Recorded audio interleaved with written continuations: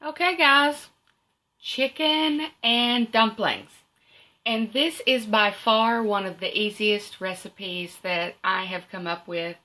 I always do it this way. My mom's gonna gripe because I'm not gonna make homemade dumplings for you guys. I use canned biscuits. Gripe at me all you want, but it to me makes the best chicken and dumplings. If you don't believe me, you gotta try the recipe yourself. So, I have started with a generous sized pot of boiling water. It's about half full. It's not boiling yet because we've not gotten that far. To that, I'm going to add some basic seasonings, a little bit of basil, and flavor my broth up. I'm going to add a little bit of, ooh, that light's bright, a little bit of sage, ground sage. To that, basically just a poultry seasoning. If you have that on hand, you can do that and forego this. A little bit of thyme, just a little, and then we add in the good stuff. A little bit of salt, and do a little bit of pepper. Y'all see, I don't really measure nothing. Everything's by taste. I get a little bit in first, just to get some flavoring in my water. And then we go from there. I'm making the broth right now. Y'all know I've got the plain water in there. Gonna use this Better Than Bouillon Chicken. That's gonna help make my broth. I'm gonna use a generous tablespoonful. I'd probably call that 2 tablespoons. That was pretty dang generous, but that's okay, because you may end up adding a little more. And to that, I am also, because all Southern folk have a death wish, you know, we're going to go out eating some stuff we like. To that, I am going to add a stick of butter. The entire stick. I had let that soften before I put that in there, so that's why you see it like that, guys. Alright, now this is going to comprise of our broth.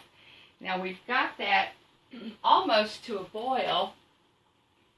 We're going to go ahead and add our chicken in now. And I just used a whole chicken. You can use cut up chicken. You can use chicken thighs, just different mixed chicken pieces. Totally up to you. What makes a really easy and quick one is if you just use the chicken strips or chicken tenderloins.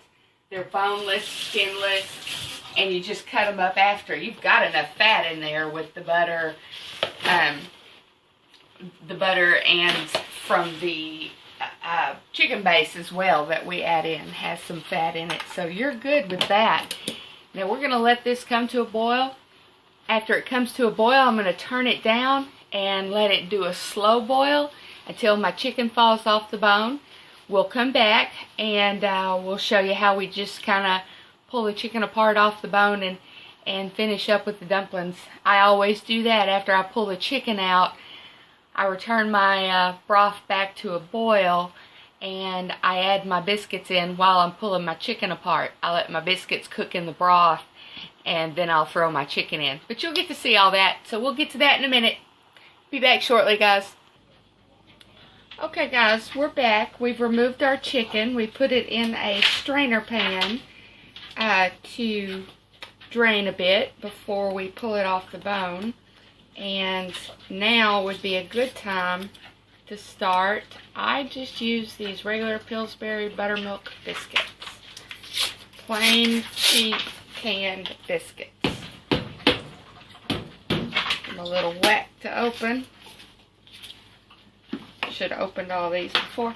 And what I do is just tear them into, like, I count 6 pieces per biscuit.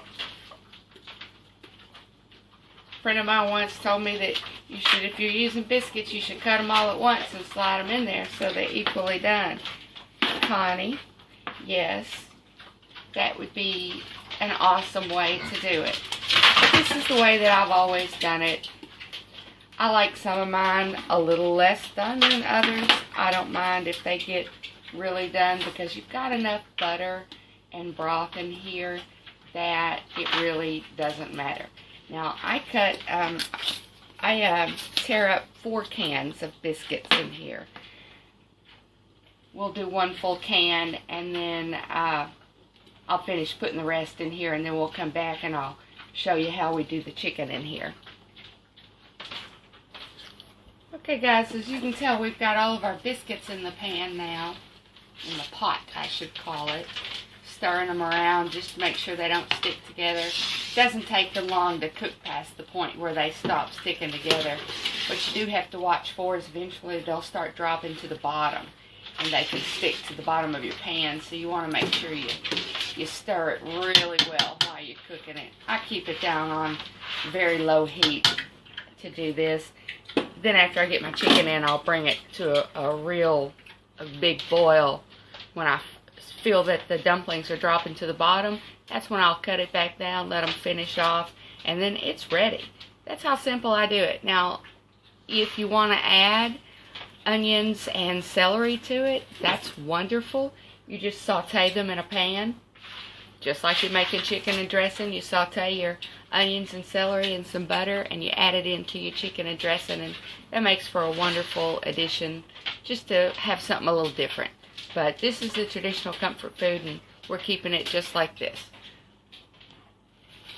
Now I'm just going to pull the chicken off the bone in nice big chunks like this. Drop it down in. Let it cook a little more. It just kind of pulls right off the bone. I do use a fork though, because as you can tell, it's still steaming hot. You want to be careful not to get any bones in here. Every now and then some of those little bones are going to slip in. Just warn everybody to, you know, eat like a human. Don't just start mowing on it like a lioness in the wild, because there could be some bones in it every now and then. Unless you use boneless chicken, of course. And then you're alright. But I've seen some folks just start mowing on it like, you know, like I said, a lioness in the wild, so. Anyway, we're going to add all of our chicken in here and give it a big stir, bring it to a boil, and you'll get to see that. Okay guys, we've got all of our chicken in here. Everything's incorporated nicely. I'm going to turn the fire up. A good thing to mention is I like mine on the thinner side because we like a lot of broth. But if you want it on the thicker side, before you put your biscuits in, just roll them in a little bit of cornstarch or flour and then drop them in, and that will kind of add to it. And then when you bring it to a boil, all of that will thicken up. I did use quite a bit of liquid because, again, we like a lot of broth, but it just depends on how much liquid you've used to cook your chicken. Some people actually drain some of it. I don't. I keep it all and just adjust as I need to. But basically, that's it. I'll give my broth a little taste. Yep, perfectly salty, perfectly seasoned. So that's our chicken and dumplings in a nutshell. It's really easy, really quick. You can even use pre-cooked chicken if you want. The Better Than Bouillon Chicken base to me is the key. It really brings in the flavor of using, just like you used a whole chicken, had I not, but I did. So this just enhances the flavor. But there you go, folks. Chicken and dumplings. Thanks. Alright, well, you didn't think I was going to leave you without showing you what it looked like all spooned up, did you? Of course not. I would not do that. A little bit in the bowl. This is going to thicken as well if I continue to cook it. So, again, it's just however thick you want it. But we like it a little on the brothy side. So, there you go. Nice bowl of simple chicken and dumplings. We can do a better batch, a kicked up batch later if y'all want gourmet, but this is easy to make and everybody loves it. Comfort food.